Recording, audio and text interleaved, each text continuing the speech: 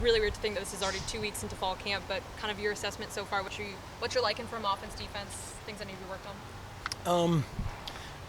Yeah, I mean, there's a bunch of guys doing a lot of great things. I think we're very young, and sometimes things happen that you've never seen before, that are unexpected, and you just coach them up and coach them through it. But for the most part, there's guy with a couple of exceptions. There's guys that are still playing with a bunch of confidence. It's natural that about this time, 2 or 3 guys, you can kind of see, oh shoot, I'm going to redshirt, and they think that's a bad thing, kind of a mentality that we'll coach them through and get them through. But for the most part, I like where our heads are at in that regard. There's been some back and forth pretty much every day between the offense and defense and who's had the upper hand, much like today. And so that's good. Dakota said that he had an epiphany a few days ago. Can he spell epiphany? Great question. Because he's been talking a lot with you and Yost and Lubick. I see him walking out after a longer practice with you. What have you guys really been trying to instill in him, I guess? Well, that's the thing.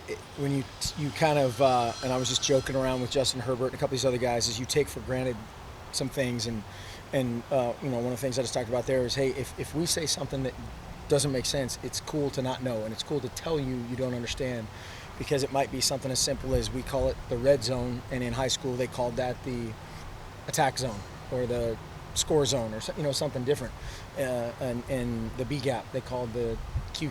There's differences in football vernacular, and so just making sure that they feel comfortable coming to us and saying, hey, this makes absolutely no sense to me, or I have no idea what a zone blitz is, or whatever that is, because we're coming from different, just different languages, really different stages of development for all those guys.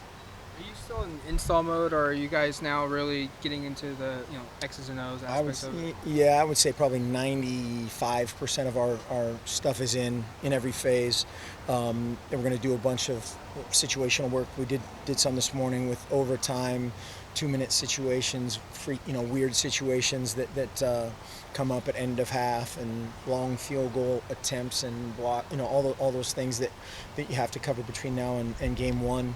And so that will involve a little bit more install, but not much. Have you started formulating depth charts or getting ideas of maybe this guy's 2 or 3 or 1 and 2? A little bit. There's a little bit of that of like kind of alluding to, hey, X, Y, and Z look like they're going to play. A, B, and C look like they're going to redshirt. There's a little bit of that at this stage, but this next week is crucial because so many guys they run into the wall of installation. They get overwhelmed with all this stuff, and the next 3 days it clicks. They get an epiphany, and it clicks, and they still might be able to play. And so that's where with those guys you just have to keep their confidence high and let them put their best foot forward. What do you tell a kid that, excuse me, really struggling with the heat, that doesn't want a red shirt, or maybe looks negative on it, like you were saying?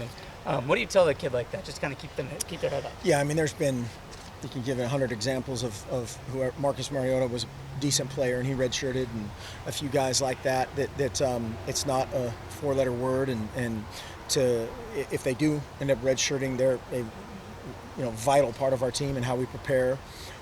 How they prepare the offense or defense or special teams or whatever their look is that they might be involved in, that's vital. How do you see the return jobs shaking out? Do you have some guys in mind for punt and kick return? We've had so many guys back there right now. It's been a revolving door. I think we have a few really good candidates, but yeah, we've had so much rotation back there. Haven't really started breaking that down. Anybody in particular that caught your eye back there? Well, there's been a few guys do so. Charles is obviously a guy that has done it. Malik Lovett, Casey Genio did some great stuff in the scrimmage. See, this is what I was trying not to do. Now you're making me name names. Darren Carrington. We've had a Dylan Mitchell. Who else? A few other guys back there that have looked good. Just again, part of that will involve who's redshirt and who's not, and where we go from there. Dakota have been most consistent, you said a couple days ago. Mm-hmm. Can't remember when. Has that held throughout the rest of the week?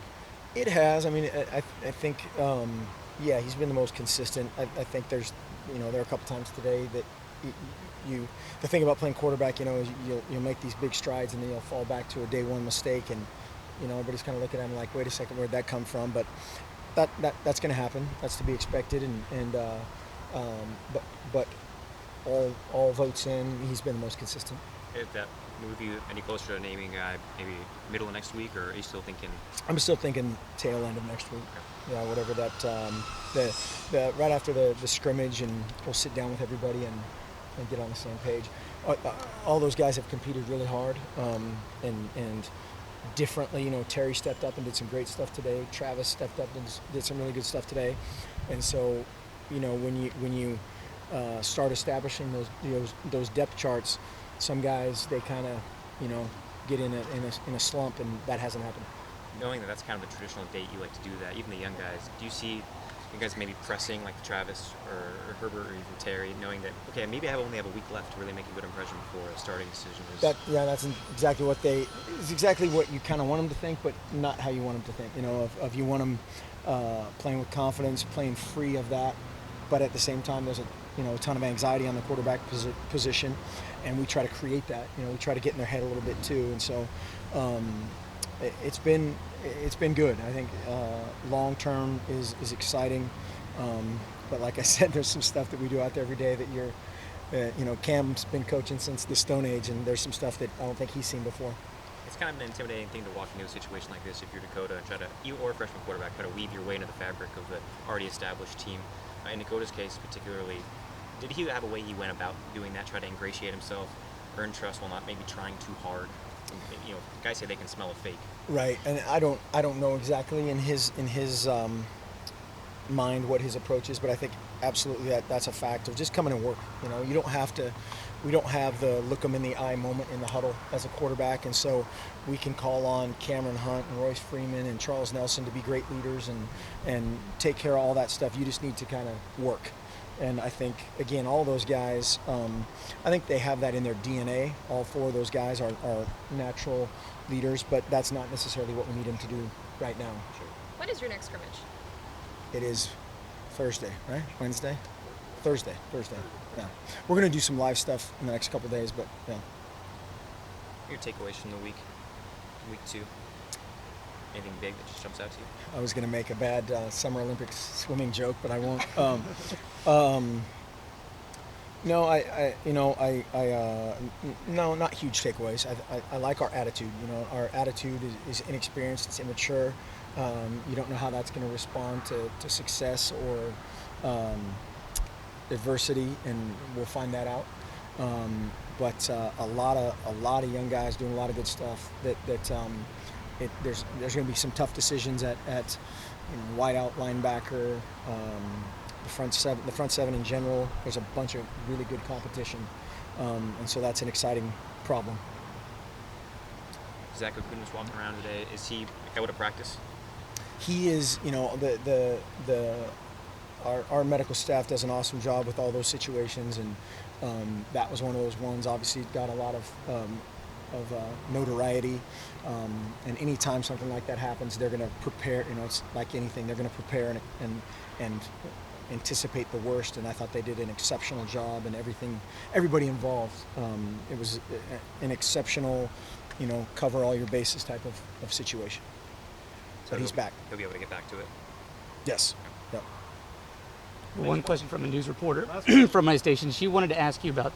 It seems like there's been a lot of promotions for fans lately. Just like to try to sell tickets, and you were in a commercial recently. She just kind of wanted to ask you about if there's an extra push this year for selling tickets for the season. Absolutely, yeah. There's absolutely an extra push, and I think when you look across the country, that's been, I think, the invention of HD TV and 75 college football channels and games on but being in the stadium and obviously the atmosphere push that we've made is a huge deal, I think, to a college football fan, and certainly our fans have been phenomenal over the years, and so we just want to make sure that they know that there are tickets available. A lot of times they don't know that. They kind of expect everything to be sold out, but that's not the case, and yeah, we need them to fill it up and make it everything it's been before and more.